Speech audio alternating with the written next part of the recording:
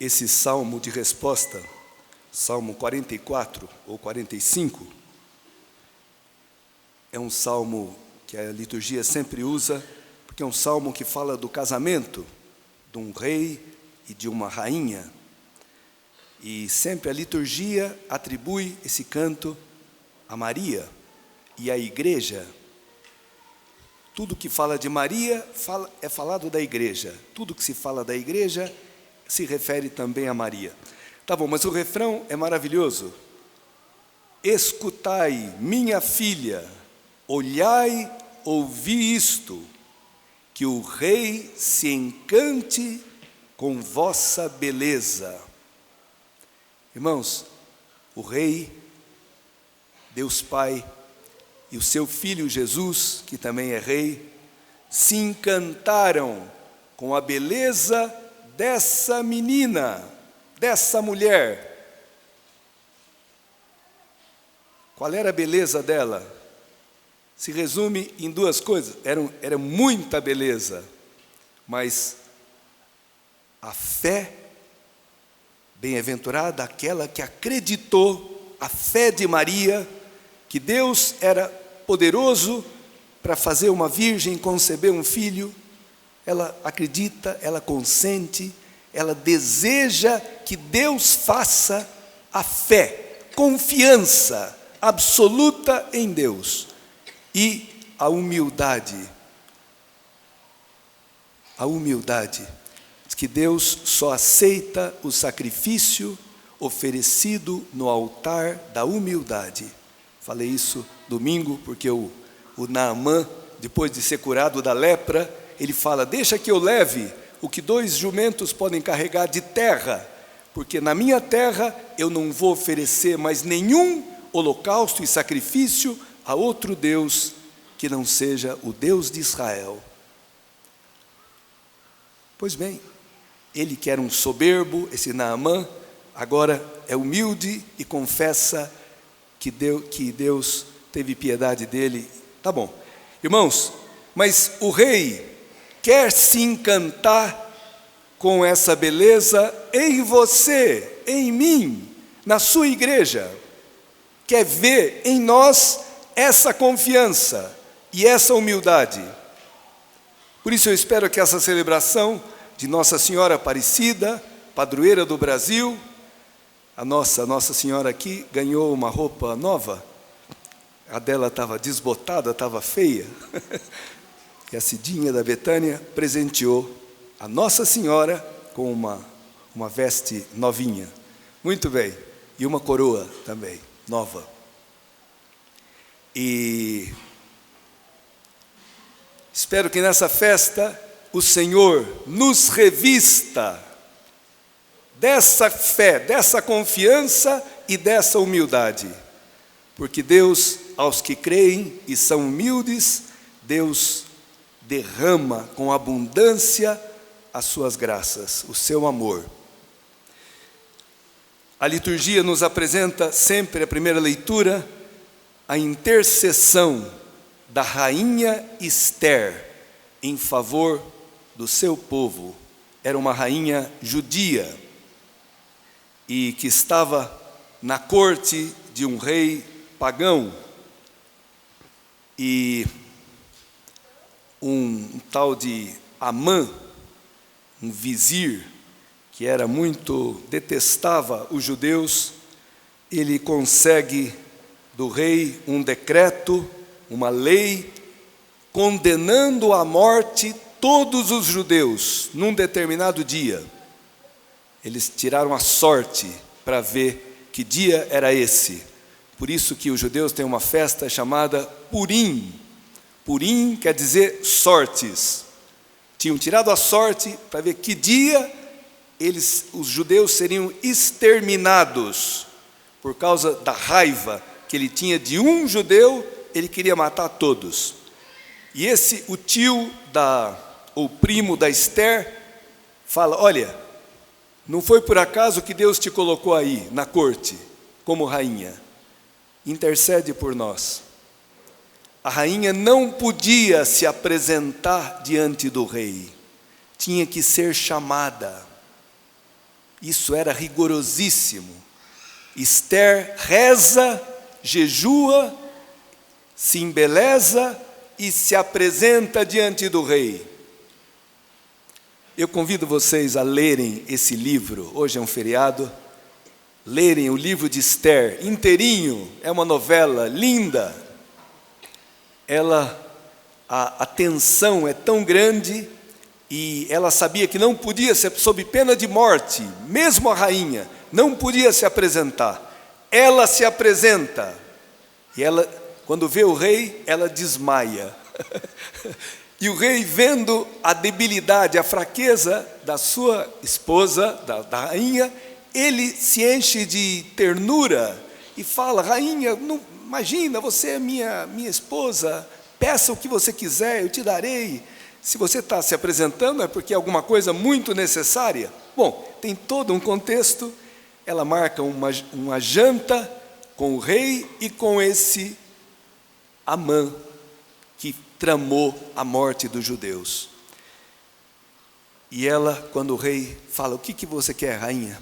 Ela fala: se eu ganhei as boas graças tuas, ó rei, se for do teu agrado, concede-me a vida, eis o meu pedido, e a vida do meu povo, eis o meu desejo. E o rei pergunta: mas quem foi que condenou esse povo? Foi esse cara aí. O Amã estava na mesa. Bom, daí a sorte virou, né? O Amã foi condenado, foi enforcado na forca que ele preparou para o Mardoqueu, né? Abriram uma cova para mim, mas eles mesmos caíram nela, diz os Salmos. Foi o que aconteceu. O rei escuta a intercessão da rainha. Irmãos, nós temos uma rainha, Maria é a rainha dos anjos, rainha dos mártires, rainha dos apóstolos, e ela intercede constantemente por nós, pela humanidade. Concede-me a vida, e a vida do meu povo. Irmãos, essa vida não é só a vida física, não é só a vida nesse mundo, é a vida eterna, porque nós fomos criados para o céu, para Deus, para vivermos eternamente felizes, junto de Deus e felizes na comunhão entre nós. A igreja, hoje, na liturgia das horas, se traz sempre a homilia do Papa São João Paulo II, que em 1980 consagrou a Basílica Nacional de Aparecida. E o Papa fez uma homilia fantástica, que a igreja todo ano recorda, em que o Papa diz assim: qual é a missão da igreja, senão a de fazer nascer o Cristo no coração dos fiéis, pela ação do mesmo Espírito, através da evangelização?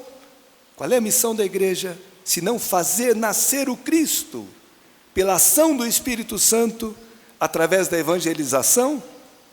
Assim, a estrela da evangelização, como a chamou meu predecessor Paulo VI, aponta e ilumina os caminhos do anúncio do Evangelho. Este anúncio de Cristo Redentor, de sua mensagem de salvação, preste atenção nessa frase, irmãos, que hoje me falou muito. Este anúncio de Cristo Redentor, de sua mensagem de salvação, não pode ser reduzido a um mero projeto humano de bem-estar e felicidade temporal.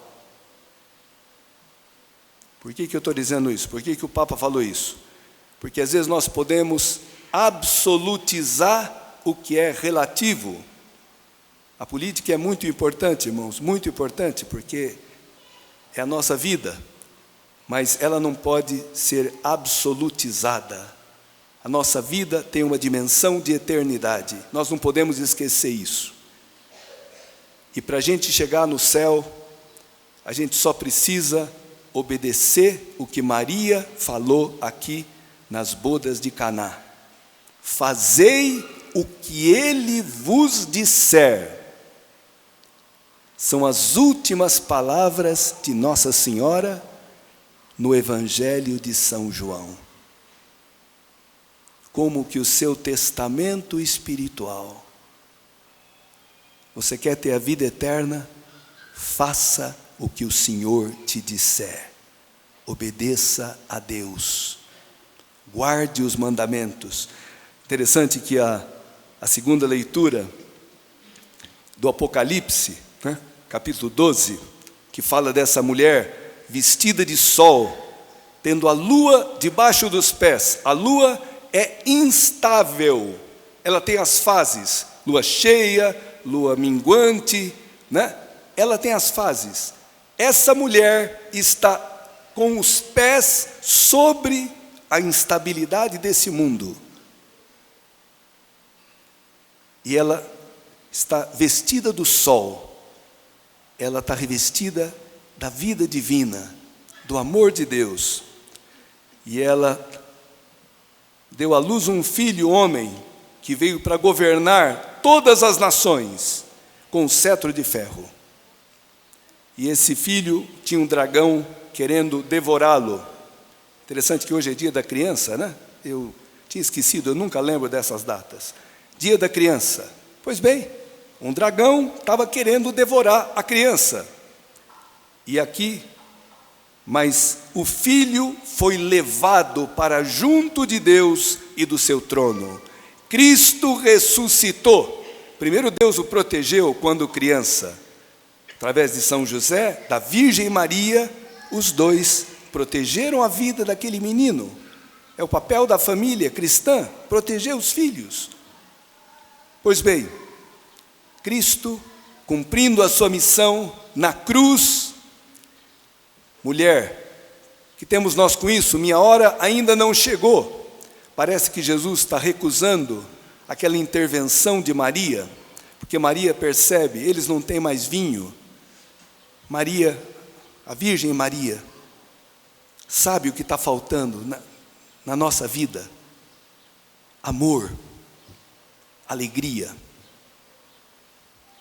Isso que está faltando. Eles não têm mais vinho.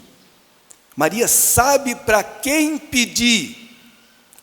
Gozado que ela não pede, transforma, não, ela só apresenta a necessidade. Interessantíssimo, irmãos. Maria nos ensina a rezar. Nós, quando rezamos, queremos dizer para Deus direitinho tudo que Ele tem que fazer, como se Ele não soubesse. Maria não. Maria deixa Ele decidir. Ela só intercede. Eles não têm vinho. O Senhor sabe o que fazer. Que beleza, que confiança. E que mestra de oração é Nossa Senhora. Quer aprender a rezar? Está aqui a mestra, a Virgem Maria. E Jesus fala, encher as talhas de água. É impressionante aqui, irmãos, também, a obediência desses servos. Está faltando vinho e Jesus manda encher de água. Mas que negócio é esse? Porque nós só obedecemos quando a gente entende. Não, se Deus não me explicar direitinho, se o que Ele quer fazer não couber na minha cabecinha, eu não faço. Isso não é fé. Isso é querer colocar Deus na tua razão. E Deus vai muito além da nossa razão. Confia, obedeça, humilhe-se. Porque esses servos foram muito humildes. Encheram de água até a boca das talhas. 6 talhas de pedra. O 6 é o número da imperfeição, porque essas talhas representam a lei. Não se faz festa com água, irmãos. O vinho é símbolo da festa, é símbolo do reino. E essa água simboliza os nossos pecados, o nosso egoísmo, o nosso orgulho, a nossa violência. A violência contra as crianças. A gente escuta umas coisas meio absurdas que se fazem com as crianças nesse país. Absurda, irmãos. Inacreditável. E falta de amor, falta de amor. Quem pode providenciar o amor? Quem pode transformar a nossa água, a nossa miséria em vinho? Jesus. Ele transformou na sua hora. Mulher, minha hora ainda não chegou. Quando chega, capítulo 12 de São João, chegou a minha hora. E na cruz, a partir daquela hora, a hora da cruz, em que Jesus daria vida por nós na cruz, derramaria seu sangue para transformar a nossa água em vinho novo. Dizem os biblistas que era tanto vinho, naquelas 6 talhas, cada uma cabia 100 litros, mais ou menos, que até hoje nós estamos bebendo o vinho das bodas de Caná. Ou seja, irmãos, a graça de Deus é superabundante, superabundante. E eu já falei, Maria deu a dica, fazei o que ele vos disser. Eles fizeram, o vinho apareceu. Também na nossa vida, quando você obedece, quando eu obedeço a Deus, quando eu renuncio um pouquinho o meu projetinho e obedeço a Deus, ali na história, na cruz, né? Deus aparece e faz, e mostra que Ele é o Senhor. Tu conservaste o bom vinho até agora. Irmãos, na vida de na vida daquele em que Maria está presente, em que Jesus está presente, não falta o bom vinho. O amor não degenera, não agoa.